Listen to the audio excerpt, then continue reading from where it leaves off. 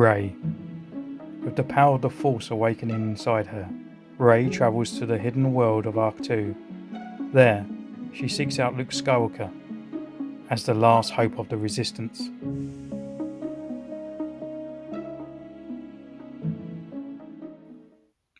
Hello, welcome to Centurion's Corner, and today we're reviewing Rey Island Journey. So, I've got a couple of Reys already that my friend happily donated to me when I first started collecting Black Series. So this will be my first Rey review, and it will also be my third Rey.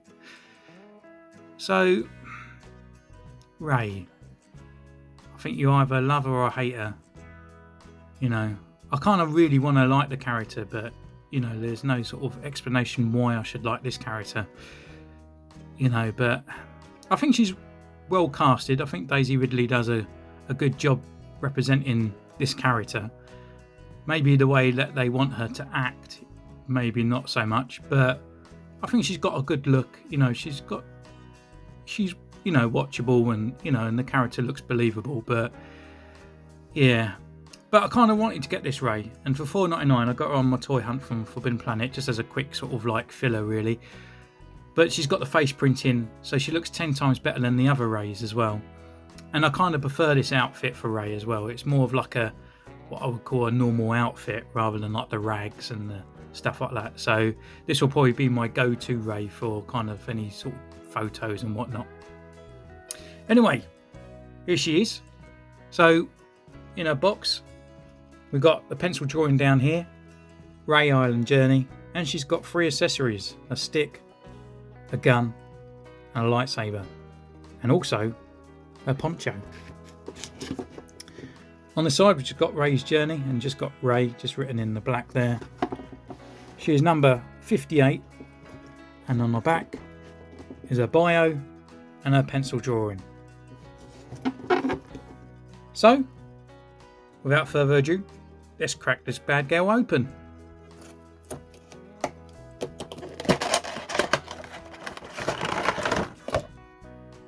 Okay, so here she is in a blister pack. So no hidden accessories, anything. She's got a stick and the guns. So let's pull her out and have a quick overview. Oh, there goes her lightsaber. So, oh, okay, I thought it was one sort of solid piece on that. Kind of reminds me of the Return of the Jedi cape from the old Kenner line for Luke. But yeah, she looks good. I mean, her sculpt and all that, she definitely looks better than the other Reys. It'd be nice to see how she compares to the other female characters, actually, because so far I haven't had anyone that beats Janna, or even for a male character, actually. But yeah, what I'll do then, I'll go away, give her a review, take some pictures that I'll show at the end of the video, and I'll see you in a mo.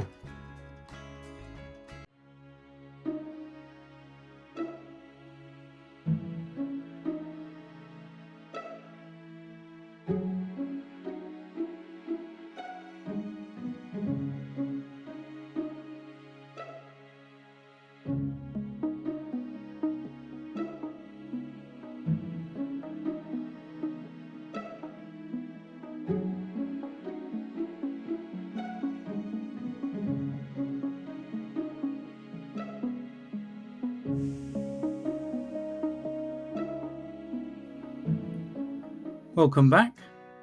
Well, things didn't go as foreseen. How can I explain this figure? It's probably the only way. I would say she's the best. She's the better Rey that's out there. You know, she's out of the 3 that I have. She's the better one. But yeah, she just doesn't cut the mustard, unfortunately. But again, we'll get to that as we go through the review. I'll just pop out the nitpicks as we go. But here she is with all her accessories attached. So we've got the poncho, we've got the staff, and we've got the lightsaber, and obviously her guns in a holster. So, you know, she comes well equipped. So we'll start off with the accessories anyway. And first off, we'll start with the lightsaber.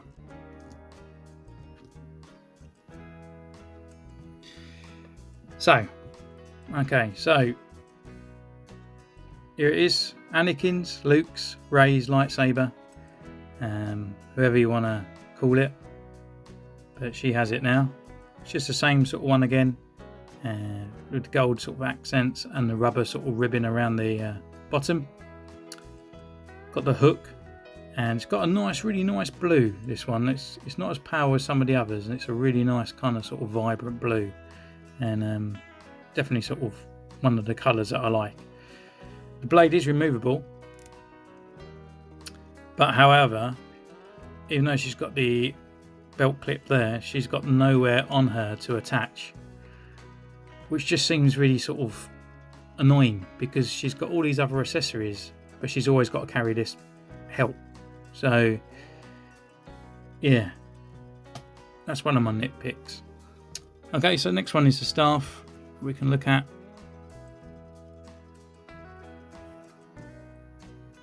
It's just the normal. It's got a nice sort of paint job to it. It actually looks a bit more sort of like a metal staff, kind of like iron.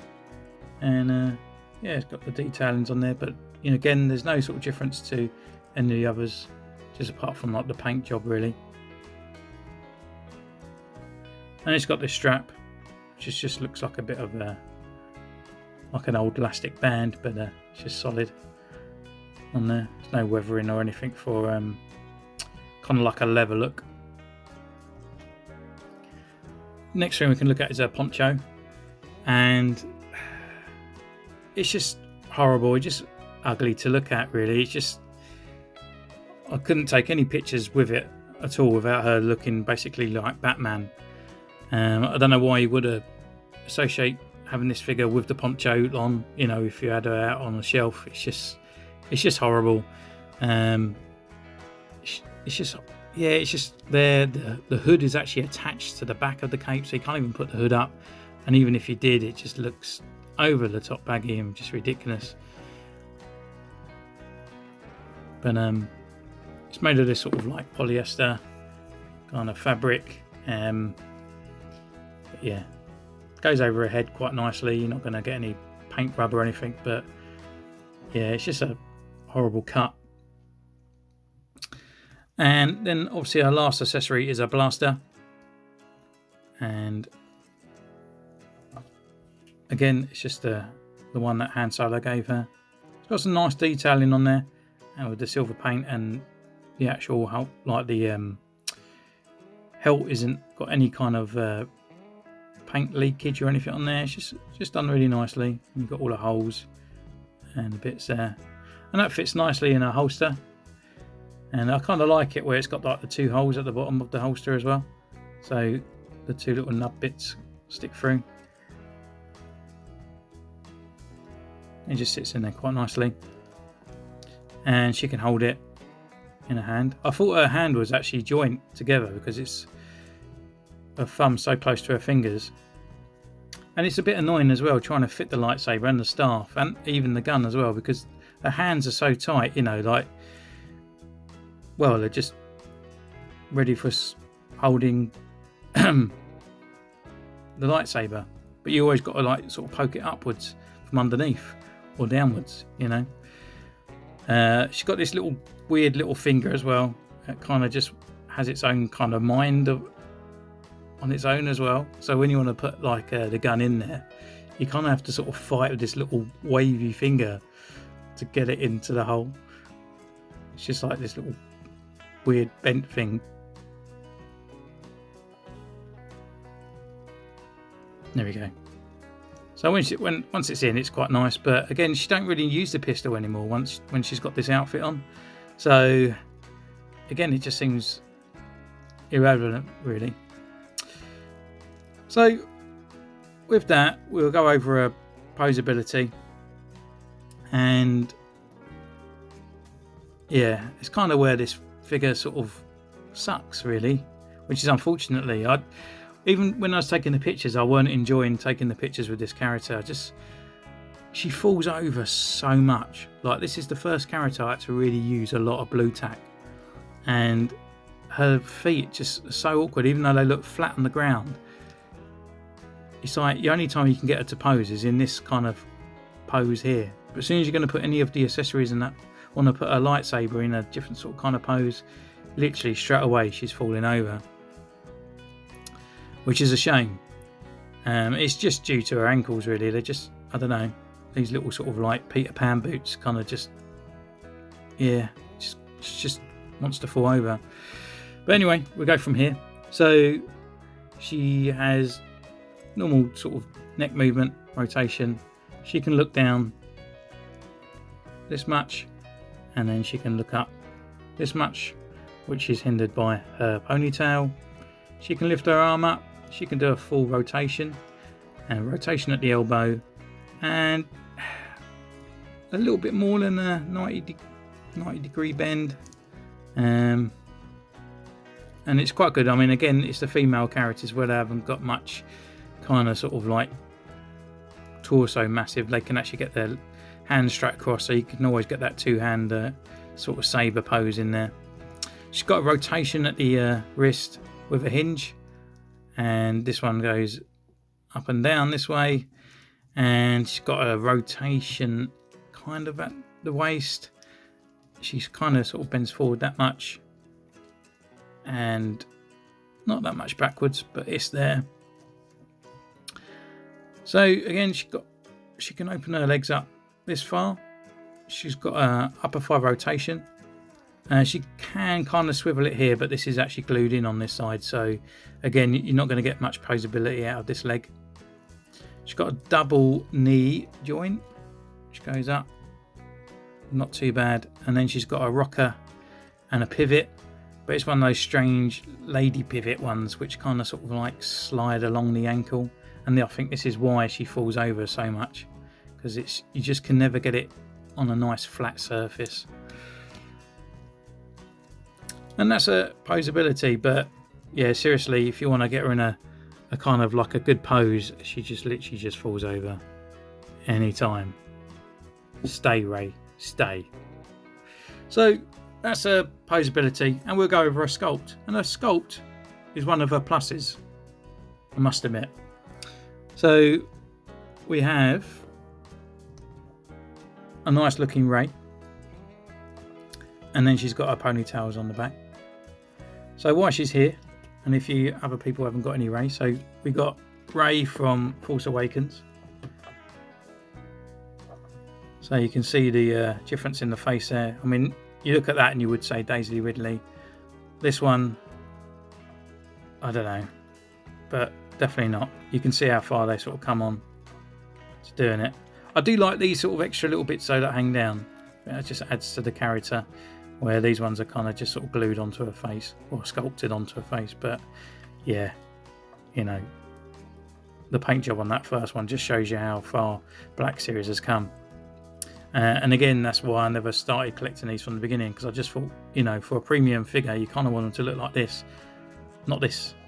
So we got that one, and then the other one, which is from the end of Force Awakens. You can see that they sort of progress. They got a little bit more of a face sort of around this there, but again, this one in the middle is more superior than those ones. Bye, girls. Right, so going down, we got this sort of jacket on here, and it's got nice detailings. You got all the sort of ribbing, and we got the trims as well all in there, on the shoulder pads, and it's got that kind of nice sort of material kind of look in there, in the pattern. Not really much going underneath. You can't take this jacket off either. It's quite a hardish kind of plastic at the top, so there's no way you could get this part off up here. That's as far as it's going to go, so you probably would have to take an arm off or anything like that. But yeah, it's just kind of like a normal. There is a slight sort of like ribbed pattern in the thing there, which is quite good. You can just see that on there, so it's a bit like a cord kind of sort of like a pattern on there, as it does look quite smooth from the eye. It's only where you can really pick it up on the camera. It's got this sort of like leather belt, which is kind of sort of painted okay. I've got a bit of bleed and stuff here, and it goes around to the back, and you can really notice the joint at the back behind the coat. And then again, it's just all that sort of same material. Onto a holster, which looks quite nice in my opinion. I think it's probably like one of the best sort of detailings of the actual body sculpt on there, which is nice.